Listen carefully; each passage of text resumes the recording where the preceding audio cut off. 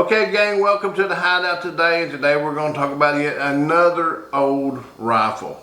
It's kind of cool.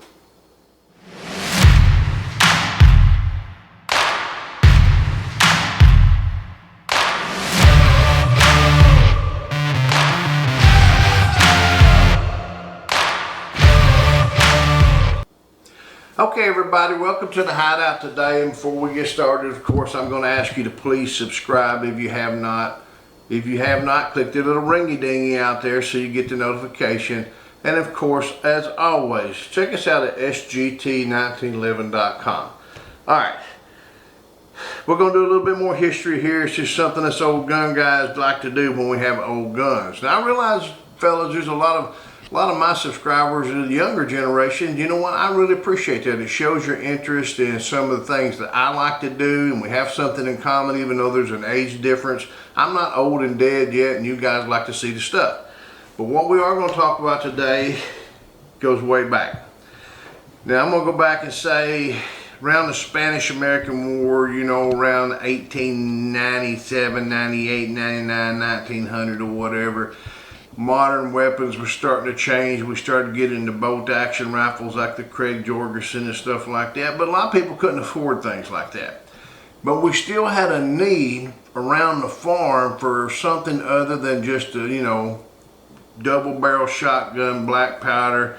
And what we got was this fellow named Clarence Hamilton and his son Cleo or Cletus or something like that up in Michigan began to build rifles, inexpensive rifles. They built 22 rifles, good for shooting varmints around the barn and things like that. And I've got one here today and I want to show it to you.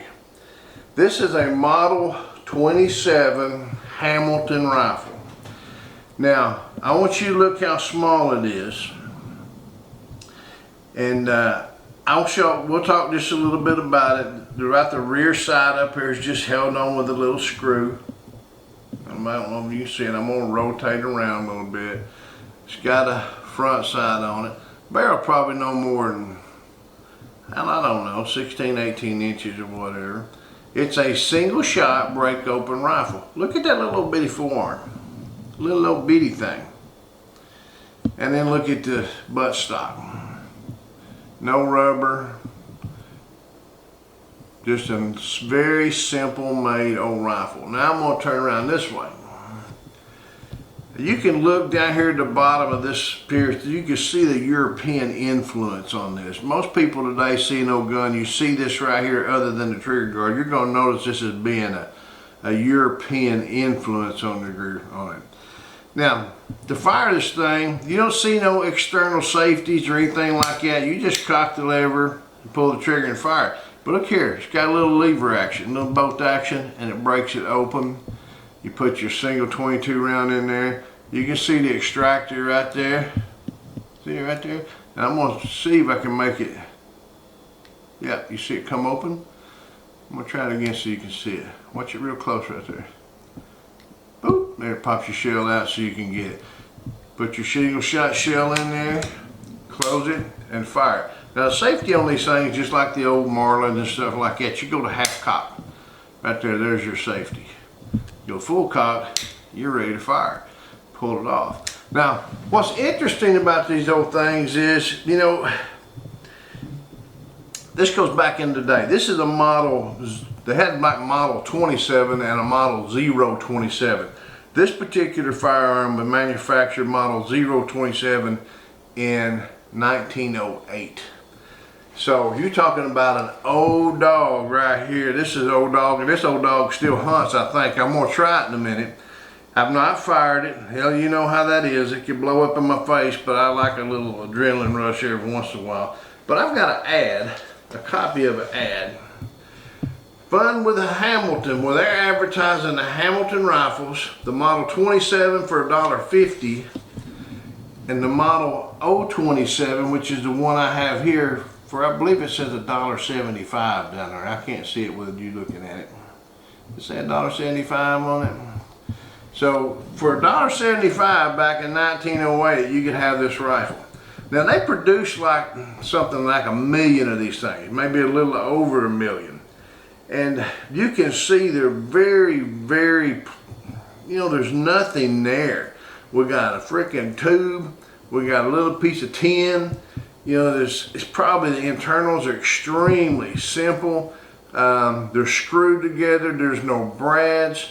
But from what I can determine, even though there was 1 million of them produced, they're pretty damn rare and hard to find. Find one in this condition right here is almost unheard of. You may find one in a barn somewhere that's got the barrel, but there's no forearm or no stock, or vice versa. And I'm not going to say this one hadn't been redone either. I think it's too good a shape to probably assume that it hasn't been redone, but at the same time, the barrel is not rusted up, the receiver's not rusted up. It does appear to be in functioning condition, and it's probably just something, you know, I mean, back in the day, we didn't put serial numbers on stuff. You know why? There probably wasn't no damn Democrats. Oh, excuse me. Beep. Anyway, there probably weren't people that required it because it wasn't needed. People used firearms for self-protection, and that's how they got their groceries. You know what I'm talking about? They didn't go down to Piggly Wiggly, Kroger, Walmart. They got their groceries. So this right here would be about the same. What could you compare this to? I don't know, maybe one of them little baby Nissans, a grocery getter. Right here, here's a grocery getter right here. That's what it was all about. Anyway, I thought it'd be fun to share it with you. You know, you find this thing, man, grab you one. It's a piece of history that's over 100 years old, long gone. Have some fun with it. If you don't do anything else, man, you save it for a future generation. So let's go outside and see if we can just do a little plinking with it. What do you say?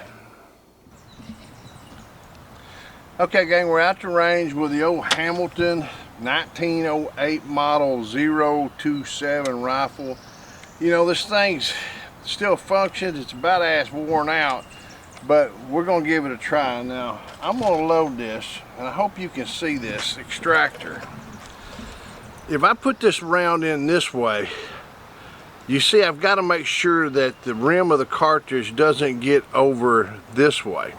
If I do that, the rifle will not close. So I got to really tinker with it and get it to close on the right side of the extractor. So push that extractor in.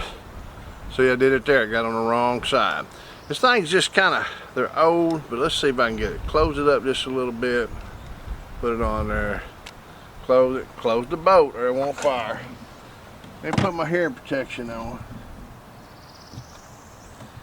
And I'm not going to try to hit much. I'm just going to try to see if I can get it to go off. It went off. I'll tell you what, we'll open it up. Ejects out. It's like a case swole a little bit in there. Yeah, a little bit swollen. I'm going to grab another one. Try to load it up. We'll try it again. Whoop. Didn't fire. Let's see what's going on. I do have a hit cartridge, so this little 22 and this bucket of bullets got a bad one. Let's try another one. That's not the rifle, that's the 22 shells. Like I said, these things are old. Try it again. Went off again. I'm going to see if I can get one more out of it. Get that thing to extract and eject. The brass is swelling.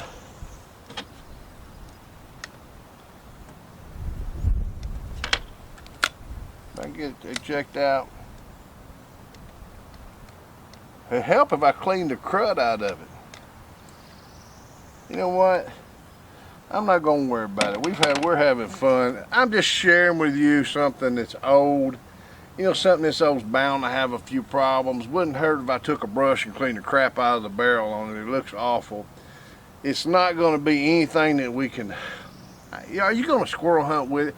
You know, you could try. Would you be successful? Hell, probably not. That's not what this is about. This is about 1908. That's a freaking long time ago. It's still there, it's still functioning, it's a part of American history. You know, people tried to feed their families with these things today. Maybe we wouldn't be so damn fat if we just continued to try to do it this way. So anyway, guys, I'm having fun. I hope you are too. Till we get to shoot again, shoot safe and shoot straight. Hoo.